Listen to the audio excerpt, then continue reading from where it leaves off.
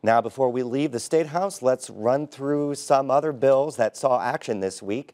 Plans to build a casino in Terre Haute are on hold indefinitely after lawmakers voted against the proposal. The legislation would have moved unused gambling slots from southeastern Indiana's Rising Sun Casino to Terre Haute. The measure failed 5-5 in committee. The House approved a road funding bill that opens the door to tolling Indiana interstates. The bill includes a 10-cent fuel tax increase, a new $15 registration fee for all vehicles, and a $150 annual fee for electric vehicles. Additionally, the state sales tax on gas would be earmarked entirely for roads. Though 7 Republicans joined Democrats in voting no, the measure now heads to the Senate.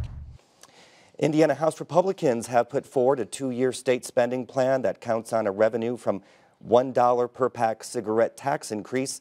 The nearly $32 billion plan includes a modest funding increase for K-12 education and directs an additional $10 million to the state's preschool pilot program.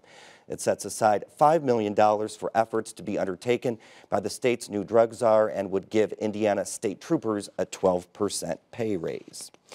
Language in a bill about abortion regulations now requires doctors to tell patients their medication-induced abortions can be reversed and also tell them that no scientifically validated study confirms the practice. After the language was amended, the bill passed through committee. Well, it seems the legislature doesn't have much appetite this session for a conversation on redistricting reform. The House Elections Committee chairman denied his committee on a vote on comprehensive redistricting reform legislation this week and won't guarantee a vote on the bill this session.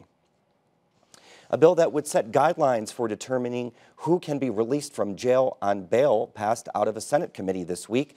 The bill says people who do not present a substantial risk of fleeing or danger should be released without bail. The reality is, if you're poor, you stay in jail. If you have money, you can bond out no matter how dangerous you are.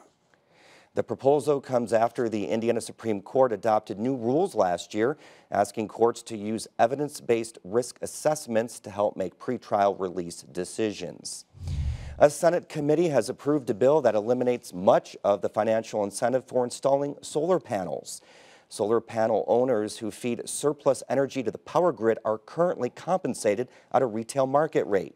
Originally, the bill would have allowed utilities to reimburse those people at the lower wholesale rate. An amended version allows people with existing panels to receive the full retail price for 30 years. People who purchase solar panels within the next 5 years will get the retail rate until 2032. Well, the so-called Airbnb bill is headed to the Senate, which bars local governments from banning short-term rentals. The bill would ban residents from renting out their homes for more than 180 days total in a year. This was the bill's second attempt at a passage in the House. And if a private or religious school in Indiana is rated a D or F for 2 consecutive years, it loses the ability to accept publicly funded vouchers that help students pay tuition. But some House Republican lawmakers want to give these schools another chance. Their proposal would create an appeal process for private schools. When private school vouchers were introduced in the state, supporters said they would let poor families escape failing schools.